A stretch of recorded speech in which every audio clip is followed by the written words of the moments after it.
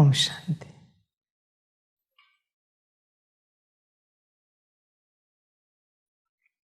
मुरली का सार है मीठे बच्चे।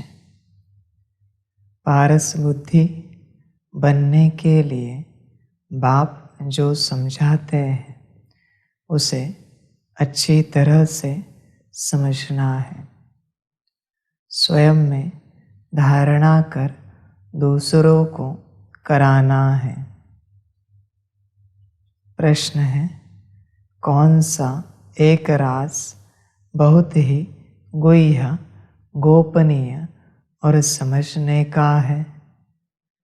उत्तर है, निराकार बाप सभी का माता पिता कैसे बनते हैं, वह सृष्टि की रचना किस विधि से करते हैं, यह बहुत ही गुह्य और गोपनीय राज है।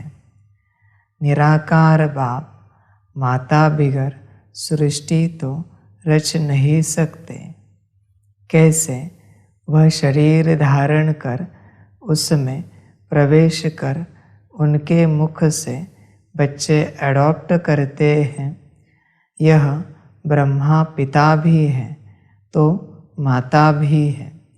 यह बात बहुत ही समझकर सिमरण करने व स्मृति में रखने की है।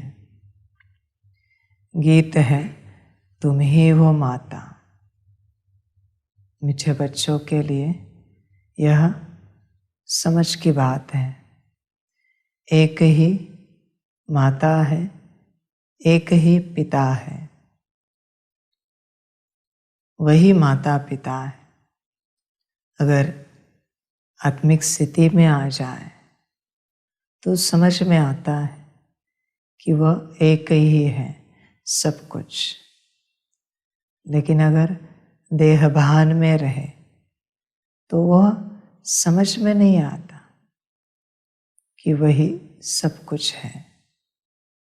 समझ की बात है।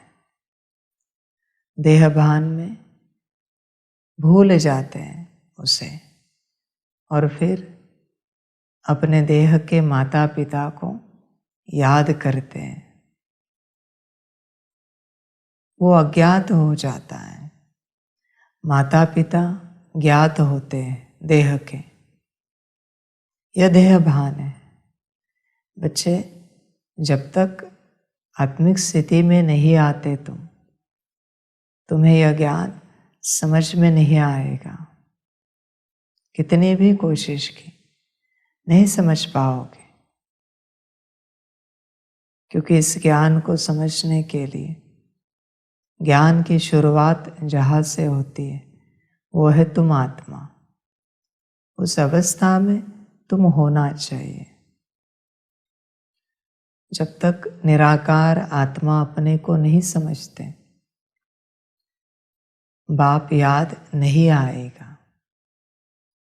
जब तक बाप याद नहीं आता, ज्ञान नहीं समझ पाएंगे और आगे चक्र चलता रहेगा इसी प्रकार। तो बच्चे, मुख्य बात है अपनी स्थिति। तुम अपनी स्थिति में आ जाओ तो इस ज्ञान को समझना आसान हो जाएगा सभी बच्चों के लिए, वरना मुश्किल होगा। देह की यात्रा पूरी होगी लेकिन ज्ञान नहीं समझ पाएंगे, न अपनी उन्नति कर पाएंगे। इसलिए ताकत लगाओ, जोर लगाओ और इस स्थिति में आ जाओ। सारी ऊर्जा एक जगह लगाओ, अपने को अपने में पहुंचाने में, और इस स्थिति में पहुंच जाओ पूरी कोशिश करके। फिर आनंद आएगा, फिर मज़ा आएगा, बेहद अच्छा लगेगा, बेहद की मौज मिलेगी। इसलिए कोशिश करो और समझ जाओ कि वही निराकार परमपिता परमात्मा शिव बाबा तुम्हारा माता और पिता है। बाकी तो सब देह के हैं। 84 जन्म, उसमें भी 83 जन्म पूरे पूरे देह के अनेक माता पिता मिले, पर उनसे क्या हुआ? उन्नति तो नहीं हुई, थोड़ा बहुत सुख मिला। पर यह माता पिता कल्प का सुख देने वाला है, इसलिए इसका सिमरण करो, इसे याद करो, घड़ी घड़ी याद करो अपनी स्थिति में आकर, क्योंकि ऐसा माता पिता कल्प में एक ही बार मिलता है, वापस नहीं मिलेगा। बाकी मिलेंगे, कौन कैसे रखेगा पता नहीं, कौन तुम्हें प्यार करेगा, कौन गाली देगा, पर यह माता पिता बेहद का प्यार देता है, बेहद का प्यार। कभी बच्चों को गाली लगती होगी, पर वो गाली नहीं देता, प्यार वाली डांट लगाता है। क्यों? ताकि बच्चे की उन्नति हो। बाकी वो दुख नहीं देता कभी किसी को, वो सुख देने आया है। समझ जाए, समझ सको तो समझना, प्रयास करना, क्योंकि आज नहीं तो कल बाप की सत्यता उजागर होगी सबके सामने। फिर बच्चे तुम्हें ही बुरा लगेगा कि हम बाप पर नाराज हुए। इतना मीठा बाबा, प्यारा बाबा जो हमें सुख देने आया है, उस पर हम नाराज हुए। पर बच्चे उस समय कुछ नहीं कर पाएंगे, क्योंकि यात्रा अगले पड़ाव में होगी। न तुम्हारे हाथ में कुछ होगा, न मेरे हाथ में। इसलिए बच्चे हमेशा ध्यान में रखना, बाप सुख देने आया है। अपने मायावश होकर बाप से नाराज नहीं होना कभी। नाराज होंगे दुख पाएंगे। बाप तो नहीं देता, तुम खुद से पाओगे, फिर दुख की जीवन हो जाएगी। इसलिए ध्यान रखना, वो माता पिता बेहद का है, बेहद सुख देने वाला है। तुम इस बात को कायम रखना अपनी बुद्धि में और उससे सुख लेते रहना, वर्षा लेते रहना।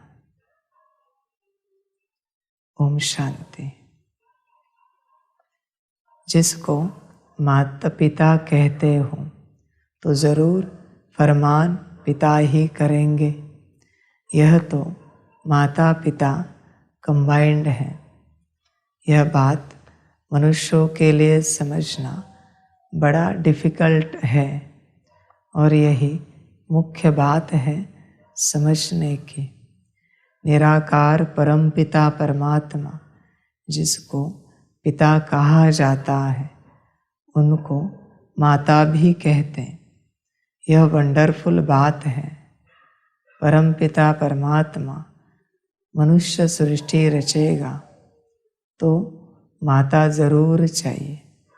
यह बात बड़ी गुह्य है और कोई की बुद्धि में कभी आ न सके। अब वह है सभी का बाप, माता भी ज़रूर चाहिए। वह पिता तो है निराकार, फिर माँ किसको रखें? शादी तो नहीं की होगी। यह है अति गुह्य गोपनीय समझने की बातें। नए नए तो समझ न सके, पुराने भी मुश्किल समझकर और उस स्मृति में रहते हैं। बच्चे ही माँ बाप की स्मृति में रहेंगे ना। भारत में लक्ष्मी नारायण को भी कह देते हैं तुम माता पिता, तो राधे कृष्ण के आगे भी जाकर कहते तुम माता पिता। अब वह तो है प्रिंस प्रिंसेस, उन्हों को माता पिता कोई बेसमझ भी न कहे। मनुष्यों की तो कहने की टेव यानी आदत पड़ गई है, परंतु यह बात ही न्यारी है। लक्ष्मी नारायण को तो उनके बच्चे ही कहेंगे तुम माता पिता। मनुष्य समझते हैं जिसके पास बहुत धन है, महल माड़िया है, वह स्वर्ग में है। उन्हों के बच्चे कहेंगे हमारे माँ बाप के पास बहुत सुख है, ज़रूर आगे जन्म में कुछ अच्छे कर्म किए हैं। अच्छा, यह जो गाया जाता है तुम माता पिता, परमपिता परमात्मा रचयिता तो एक है, जिसके हम बच्चे हैं, वह भी निराकार है। हम आत्माएं भी निराकार हैं, परंतु निराकार फिर सृष्टि कैसे रचते हैं? माता बिगर तो सृष्टि रची नहीं जा सकती। वंडर है सृष्टि रचने का। एक तो परमात्मा रचयिता है नई दुनिया का, पुरानी दुनिया में आकर नई दुनिया रचते हैं, परंतु कैसे रचते हैं यह बड़ी गुह्य बात है। जो निराकार को हम माता पिता कहते हैं, बाप खुद समझाते हैं मैं बच्चों को एडॉप्ट करता हूँ। पेट से बच्चे निकलने की बात ही नहीं, इतने ढेर बच्चे पेट से कैसे निकलेंगे? तो कहते हैं मैं इस शरीर को धारण कर इनके मुख द्वारा बच्चे एडॉप्ट करता हूँ। यह ब्रह्मा पिता भी है, मनुष्य सृष्टि रचने वाला, और माता भी है, जिसके मुख से बच्चे एडॉप्ट करता हूँ। इस रीति बच्चों को एडॉप्ट करना यह सिर्फ बाप का काम है, सन्यासी तो कर न सके। उन्हों के हैं जिज्ञासु, फॉलोअर्स, शिष्य। यहाँ तो हुई रचना की बात, तो बाबा इनमें प्रवेश करते। यह है मुख वंशावली, जो कहते हैं तुम माता पिता, तो माता यह सिद्ध हुई। वह बाप इसमें प्रवेश हो रचते हैं। यह बूढ़ा प्रजापिता भी ठहरा, फिर माता भी बूढ़ी ठहरी। बूढ़ी ही चाहिए ना। अब बच्चों को माता पिता को याद करना पड़े। इनकी तो प्रॉपर्टी है नहीं, तुम बनते हो वारिस, इसलिए इनको बाप दादा कहते हैं। तुमको प्रजापिता ब्रह्मा से प्रॉपर्टी नहीं लेनी है। यह दादा यानी ब्रह्मा भी उनसे लेते हैं। इनको दादा भी तो माता भी कहा जाता है, नहीं तो माता पिता कैसे सिद्ध हो? माता पिता बिगर बच्चे कैसे हो? यह बड़ी गुह्य समझने और सिमरण करने की बात है। बाबा आप पिता हो, इस माता द्वारा हमने जन्म लिया है। बरोबर वर्षा भी याद आता है। याद उस बाप को करना है। ज्ञान से तुम समझ भी सकते हो कि कैसे बाप पतित दुनिया में आते हैं। कहते हैं जिसमें प्रवेश करता हूँ यह हमारा बच्चा भी है, तुम्हारा बाप भी है और फिर माता भी है। तुम हो गए बच्चे, तो बाप को याद करने से वर्षा मिलता है। माता को याद करने से वर्षा नहीं मिलेगा। निरंतर उस बाप को याद करना है, बाकी इस शरीर को भूलना है। यह ज्ञान की बातें समझने की है। बाप पुरानी दुनिया में आकर नई दुनिया रचते हैं, पुरानी को खलास कर देते हैं, नहीं तो कौन खलास करे। गाया भी हुआ है शंकर द्वारा पुरानी दुनिया का विनाश। यह ड्रामा में नूंद है, इसलिए गायन में भी आता है। तुम बच्चे जानते हो हमारे लिए नई राजधानी बन रही है, विनाश की फुल तैयारियां है। तुम इतने ढेर हो, सब राजाई पद पा रहे हो। ऐसे नहीं अंधश्रद्धा से मान लिया है। कोई ने कहा राम की सीता चुराई गई, सत। कोई भी बात न समझो तो समझने की कोशिश करो, नहीं तो बेसमझ के बेसमझ ही रह जाएंगे। भक्ति मार्ग में तो अल्पकाल का सुख मिलता है, उसका फल उस ही जन्म में व दूसरे जन्म में अल्पकाल के लिए मिल जाता है। तीर्थ यात्रा पर जाते हैं, कुछ समय तो पवित्र रहते हैं, पाप नहीं करते, दान पुण्य भी करते हैं।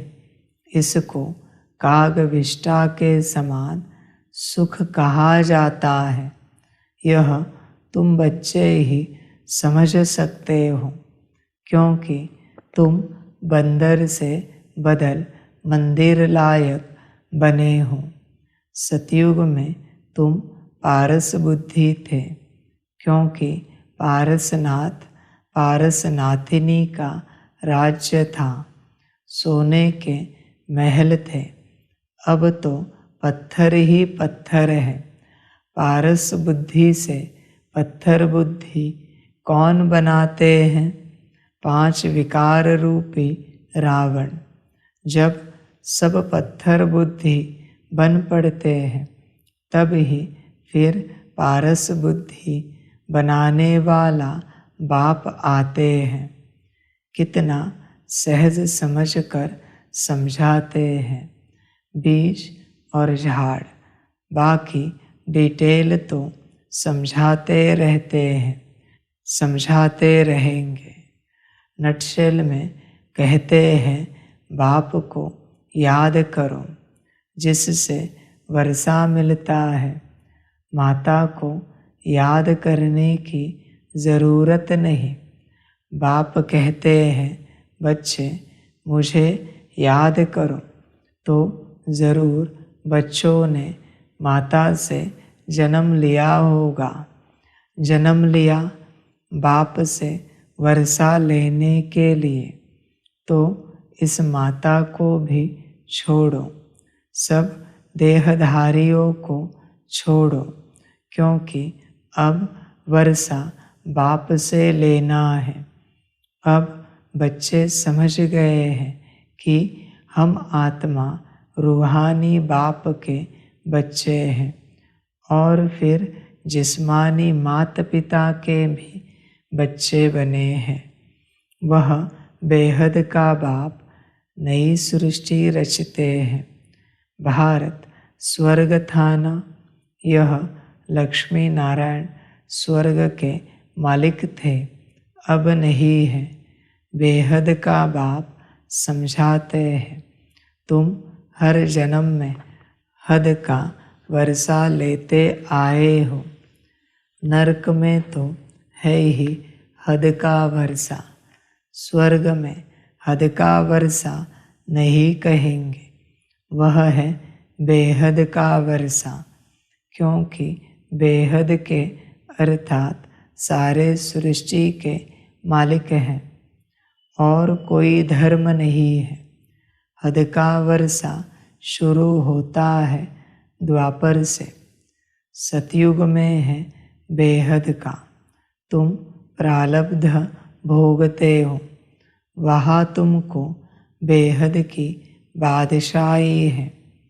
यथा राजा रानी तथा प्रजा, प्रजा भी कहेगी हम सारे सृष्टि के मालिक हैं। अभी तो प्रजा ऐसे नहीं कहेगी कि हम सारे सृष्टि के मालिक हैं। अभी तो हदें लगी पड़ी है। वह कहते हैं हमारे पानी के अंदर नहीं आ सकते, यह टुकड़ा हमारा है। वह प्रजा भी कहेगी हम विश्व के मालिक हैं। हमारे महाराजा महारानी लक्ष्मी नारायण भी विश्व के मालिक। यह अभी हम समझते हैं कि वहाँ एक ही राज्य रहता है, वह है बेहद की बादशाही। भारत क्या था किसकी बुद्धि में भी नहीं है। तुम बच्चों को अब शिक्षा मिलती है कि बेहद के बाप से वर्षा लो। हम कहते हैं तो ज़रूर हम ले रहे हैं। बेहद का बाप है ही स्वर्ग का रचयिता।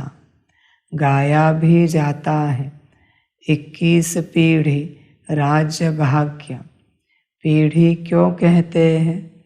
क्योंकि वह बूढ़े होकर मरेंगे, वह अकाले मृत्यु नहीं होगा। माताएं कभी विधवा नहीं बनेगी, रोना पीटना नहीं होगा। यहाँ तो कितना रोते पीटते हैं, वहाँ बच्चों को भी रोने की दरकार नहीं। यहाँ तो बच्चों को रुलाते रहते हैं कि मुख बड़ा हो। वहाँ ऐसी बात नहीं। यह तो सब बच्चे समझते हैं कि हम अभी बेहद के बाप से कल्प पहले मिसल वर्षा ले रहे हैं। 84 जन्म पूरे हुए, अब जाना है। निरंतर बाप और वर्षे को याद करने से विकर्म विनाश होंगे। मन मना भव का अर्थ कितना सहज है। गीता भल झूठी है, परंतु उसमें कुछ न कुछ तो सच है ना। मुझ अपने बाप को याद करो। श्री कृष्ण तो ऐसे नहीं कहेंगे कि मुझे याद करो, तुमको मेरे पास आना है। परमात्मा अभी सर्व आत्माओं को कहते हैं कि तुम सभी आत्माओं को मच्छरों सदृश आना है। बच्चे, इस बात पर ध्यान देना। जिसे बाबा हमेशा कहता है कि तुम बच्चों को मच्छरों सदृश ले जाऊंगा। कौन ले जाएगा? बाबा। तुम कैसे हो? मच्छरों सदृश। इसलिए बच्चे, अहंकार में नहीं आना।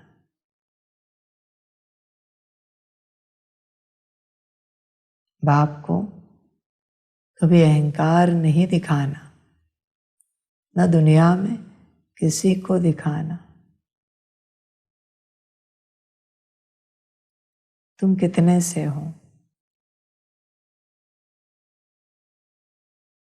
क्यों अहंकार में आते हो? क्यों ज्ञान समझ में नहीं आता? क्यों श्रीमत पर नहीं चलते हो? क्यों मेरा मेरा करते हो? समझ की बातें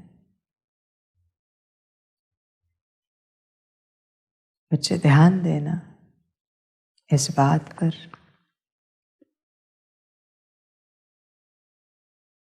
हमेशा ऐसे ही चलना। भले उस बाप ने हमें अपनाया है, पर ध्यान में रखना कि हमारी कोई हैसियत नहीं है उसके सामने, ना हम उसके लायक हैं, फिर भी उसने अपनाया है। समझ है बच्चे? क्योंकि माया अहंकार दिलाती है, दिखाती है कि तुम कुछ हो। घड़ी घड़ी गुस्सा आएगा बाप पर। देखो ना बच्चे, तुम अपने आप को चेक करो और बाप को देखो। है गुस्सा करने लायक, नाराज होने लायक बाप पर? चेक करो अपने को। तो क्यों यह माया आती है?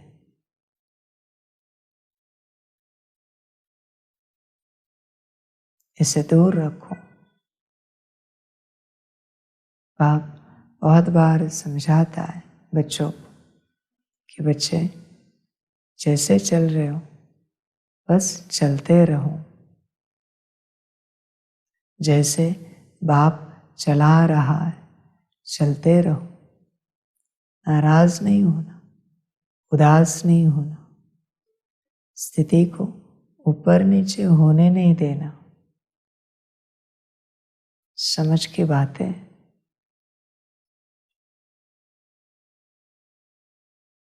समझदार चलेंगे।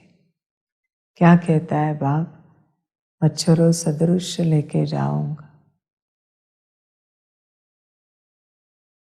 बच्चे ध्यान में रखना, अपनी हैसियत उतनी समझेंगे तो बहुत कुछ प्राप्त करते रहेंगे। अपने आप को वहम में आकर ऊंचा नहीं समझना। तुम ऊंचे नहीं हो। ब्रह्मा कभी अपने आप को ऊंचा नहीं समझता। बाप के सामने संपन्न और संपूर्ण होकर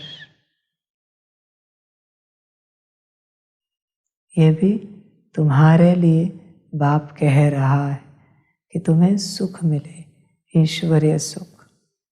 उसके लिए बाप कह रहा है। बाकी मर्जी तुम्हारी। माया आएगी, अहंकार में लेकर आएगी, फिर ज्ञान छूट जाएगा, बाप छूट जाएगा। ध्यान रखना बच्चे।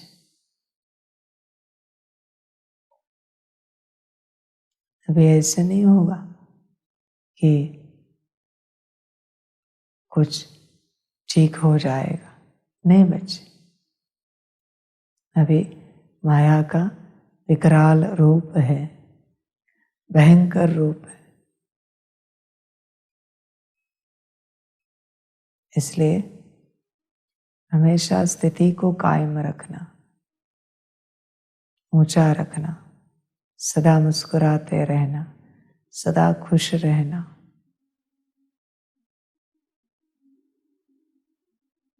वरना बच्चे बाप के साथ का पाठ पूरा हो जाएगा, फिर पछताना पड़ेगा, दुखी हो जाओगे और वापस नहीं लौट पाओगे। ध्यान देना, बाप हमेशा समझाता है प्यार से।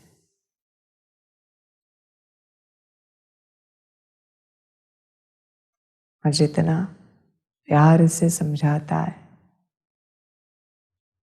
धीमी आवाज में समझाता है, और उतना खतरनाक है खेल। ध्यान में रखना, कुछ नहीं हो पाएगा। सभी बच्चे ध्यान देना। अभी भी माया कहेगी मंजूर है, ठीक है बच्चे, तुम्हें मंजूर है तो बाप को भी मंजूर है, जैसे तुम्हारी मर्जी।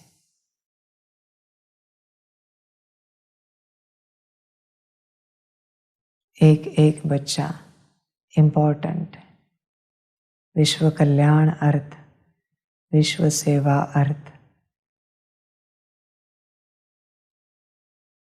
पर तुम्हारी हर मंजूरी पर बाप की मंजूरी है।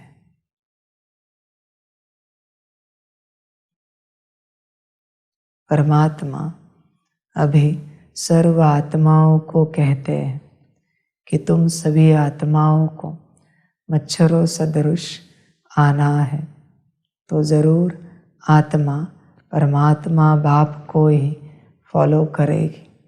श्री कृष्ण ऐसे नहीं कहेंगे कि मुझ आत्मा को याद करो, उनका नाम ही कृष्ण है। आत्मा कोई भी नहीं कह सकती, आत्माएं सभी भाई भाई है। यह तो बाप कहते हैं, मैं निराकार हूँ, मुझ परम आत्मा का नाम है शिव। तो श्री कृष्ण कैसे कहेंगे, उनको तो शरीर है, शिव बाबा को तो अपना शरीर है नहीं।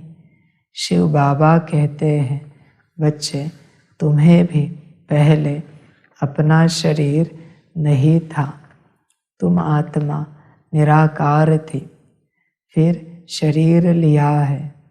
अब तुमको ड्रामा के आदि मध्य अंत की स्मृति आई है। बाप सृष्टि कैसे, कब और क्यों रचते हैं। सृष्टि तो है ना, गायन भी है।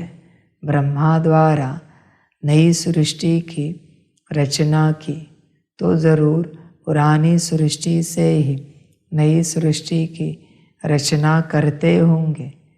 कहते भी हैं मनुष्य से देवता बनाया। बाप कहते हैं, मैं तुमको इस पढ़ाई से मनुष्य से देवता बनाता हूँ। पूज्य देवता थे, फिर पुजारी बन गए हो। मनुष्य तो समझते नहीं कि 84 जन्म कैसे लेते हैं। क्या सभी 84 जन्म लेंगे? सृष्टि वृद्धि को प्राप्त करती रहती है, तो सभी कैसे 84 जन्म लेंगे? ज़रूर जो पीछे आएंगे उनके जन्म कम होंगे। 25-50 वर्ष के अंदर 84 जन्म कैसे लेंगे? यह है स्वदर्शन चक्र। उन्होंने फिर स्वदर्शन चक्र को एक हथियार का रूप बना दिया है।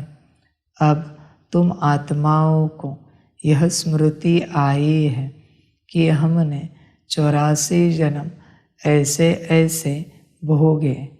अभी चक्र पूरा होता है, फिर से ड्रामा को रिपीट करना है।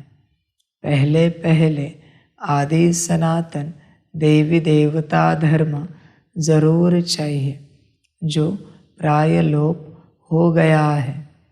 मनुष्य कहते हैं, हे गॉड फादर रहम करो, तो बाप कहते हैं, अच्छा तुमको दुख से लिबरेट कर सुखी बनाता हूँ। बाप का काम ही है सबको सुखी बनाना, इसलिए मैं कल्प कल्प आता हूँ। आकर भारत को हीरे जैसा बनाता हूँ, बहुत सुखी बनाता हूँ। बाकी सबको मुक्ति धाम भेज देता हूँ।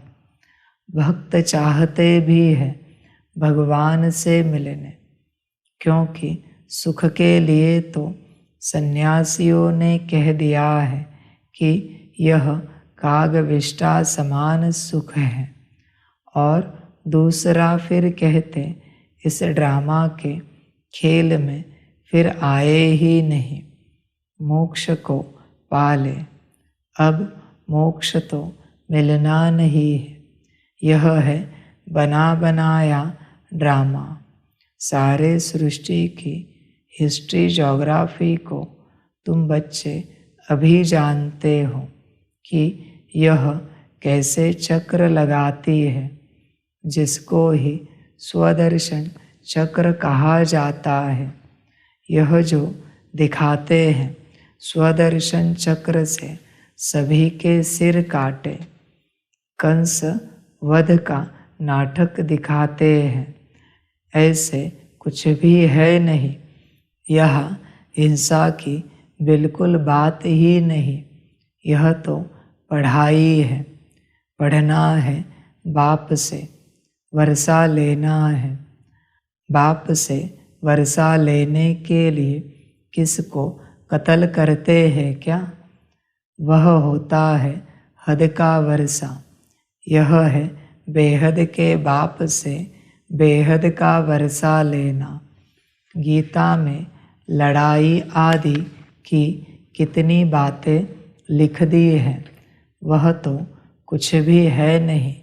पांडवों की लड़ाई वास्तव में कोई के साथ है नहीं, यह तो योग बल से बेहद के बाप से तुम बच्चे वर्षा ले रहे हो नई दुनिया के लिए।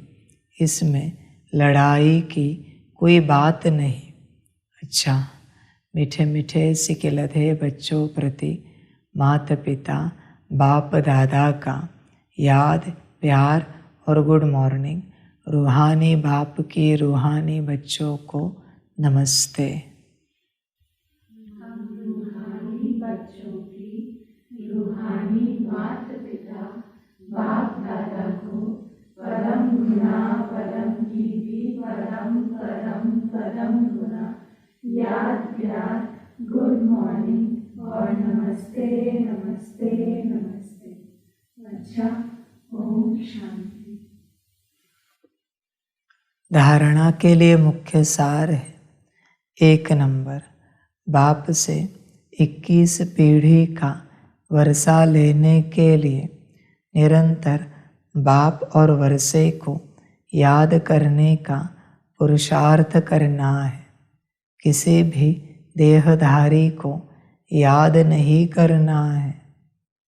2 नंबर, बुद्धि में स्वदर्शन चक्र फिराते रहना है। हम पूज्य थे, फिर पुजारी बने, 84 जन्मों का चक्र पूरा किया, फिर से ड्रामा रिपीट होना है। हमें पुजारी से पूज्य बनना है। यह स्मृति ही स्वदर्शन चक्र है। वरदान है, समानता द्वारा समीपता की सीट ले। फर्स्ट डिवीजन में आने वाले विजयी रतन भव। समय की समीपता के साथ साथ अब स्वयं को बाप के समान बनाओ। संकल्प, बोल, कर्म, संस्कार और सेवा सब में बाप जैसे समान बनना, अर्थात समीप आना। हर संकल्प में बाप के साथ का, सहयोग का, स्नेह का अनुभव करो। सदा बाप के साथ और हाथ में हाथ की अनुभूति करो तो फर्स्ट डिवीजन में आ जाएंगे। निरंतर याद और संपूर्ण स्नेह एक बाप से हो तो विजय माला के विजयी रतन बन जाएंगे। अभी भी चांस है, टू लेट का बोर्ड नहीं लगा है। बच्चे, हर संकल्प, बोल, कर्म, संस्कार और सेवा में बाप समान बनो। जैसे बाप है वैसे तुम बनो। इसी के लिए बाप ने तुम्हें चुना है, ताकि बाप समान बनकर तुम विश्व सेवा कर सको। हमेशा ध्यान में रखना, बचपन में नहीं रहना बच्चे। हमेशा बाप समान रहना, सदा अलर्ट रहना, हर बात में, हर अवस्था बाप समान, हर स्थिति बाप समान। ध्यान दो बच्चे इस बात पर। यही तुम्हारा एम ऑब्जेक्ट है, बाप समान बनना। ध्यान रखना। स्लोगन है, सुखदाता बन, अनेक आत्माओं को दुख अशांति से मुक्त करने की सेवा करना ही सुखदेव बनना है। अच्छा, ओम शांति। सभी बच्चों के लिए माता पिता, बाप दादा और शिव बाप की तरफ से डोली स्वीकार हो। ओम शांति। वाह बाबा वाह, वाह जामा वाह, वारे मैं आत्मा वाह, वारे मेरा भाग्य वाह, वारे मेरा ईश्वरीय परिवार वाह, वारे मैं स्वराज्य अधिकारी आत्मा वाह। अच्छा, ओम शांति। मेरा बाबा, मीठा बाबा, प्यारा बाबा, पदम गुना पदम गुना पदम गुना, शुक्रिया बाबा, शुक्रिया बाबा, शुक्रिया बाबा। अच्छा, ओम शांति। ओम शांति।